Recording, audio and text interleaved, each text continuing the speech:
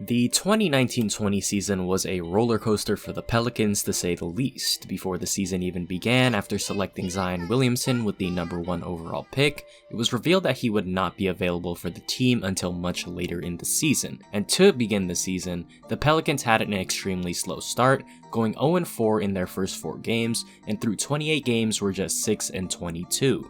It seemed that the playoffs were a pipe dream for this young and upcoming team, but then they flipped the switch, going 22-14 over the next 36 games before the halt of the season. And once they returned, unfortunately they couldn't get their footing back, going just 2-6 in the bubble and finishing with a 30-42 record. And while the season did end in disappointment, it's clear that the future is very bright in New Orleans, and it seems like they have gotten off to an early start to their offseason as they proceeded to fire one of their biggest problems in Alvin Gentry and his ridiculous rotations and instead hired Stan Van Gundy.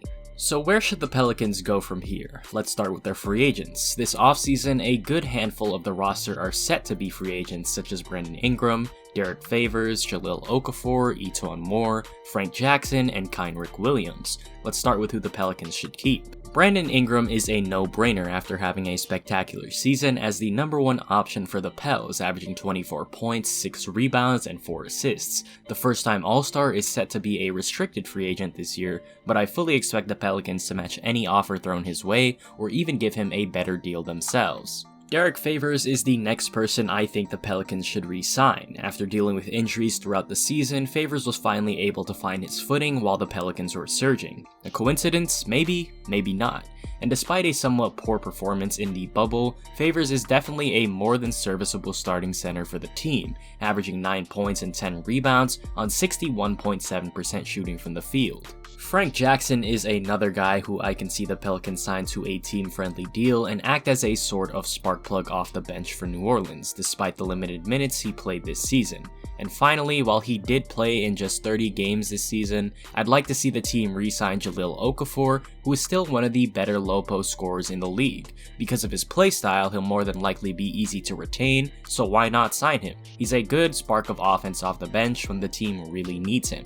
But that's where the signings end. E'Twaun Moore's best days are behind him as he's already 30 years old, and his departure would open up a lot of playing time for Nickeil Alexander-Walker. And let's not even talk about Kenrich Williams, who is more than a liability on the offensive end. Darius Miller is another player who is on a non-guaranteed contract worth $7 million, but I don't think the Pelicans will even entertain fully guaranteeing his contract for that price. As for the Pelicans' needs, the free agency class is good for rounding out some holes on the team, with the key one being a reliable 3-and-D wing. Josh Hart may be solid for this role, and he's a very good rebounding wing, however he's undersized at just 6'5". The guy I would love to see the Pelicans get is veteran Jay Crowder, who proved in Miami's finals run that he's still a very valuable contributor to any team because of his versatility and shooting. If the Pelicans want to go towards the younger route or the youth movement, they could gamble on guys like Stanley Johnson and Josh Jackson to fill that 3-and-D need. However, I personally am against this move given that they have very clear shooting deficiencies, and while not exactly a wing player, Kent Bazemore could be another contributor to this Pelicans team, replacing E'Twaun Moore of being a veteran presence, but more effective on the defensive end. Should the Pelicans for whatever reason not re-sign Derek Favors, Serge Ibaka is a very interesting option for the team. He would provide a defensive presence down low and add a lot more shooting to the Pelicans starting lineup while giving up a bit of rebounding. But moving on from the free agent class, let's look at the draft, where the Pelicans have a lot of options to choose from with their 13th pick. They could go with a shooting guard, a backup 4 for Zion, especially when he rests or load manages, or even a backup center. With this in mind, I could see the Pelicans choosing between 3 guys: Aaron Nesmith, Precious Achiuwa, or Jalen Smith. In Nesmith, the Pels would get another knockdown shooter in their lineup with great 3-and-D potential because of his 6'6" frame and 6'10" wingspan to go along with his defensive IQ. Precious Achiuwa is another guy who could fill the Pelicans' need for defense on the wing or down low on the block. Standing at 6'9" and a massive 7'2" wingspan, along with freakish athleticism, this combo guard is a dream for the Pelicans. It's crazy to think what he could do on this roster, not only as a defender, but running the fast break with willing passers like Lonzo Ball and Drew Holiday. Finally, Jalen Smith would be an intriguing player to add to the team, showing the ability to be an inside-outside center with shot blocking potential. He hit nearly 37% of his threes on the season and averaged 2.4 blocks per game. Him and Jackson Hayes coming off the bench could prove to be a very effective duo in regards to protecting the rim.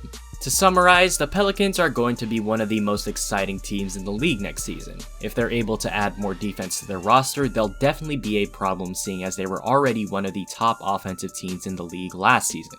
I could definitely see them making the playoffs as a 6th to 8th seed and giving their opponents a very tough first round matchup or even an upset. Thank you very much for watching the video, and let me know in the comments below how you think the Pelicans will do next season, who you think they'll add in free agency, who you think they'll draft, and how you think Zion is going to do next season, being it's his first fully healthy season. Don't forget to hit the like button, subscribe, and turn on post notifications so you know when I upload next. We try to upload 2 times a week, so be on the lookout for that. But with all that being said, remember this. The Pelicans have never made the NBA Finals, let alone made it past the conference semifinals. But in this decade, I believe with their talent, that is going to change.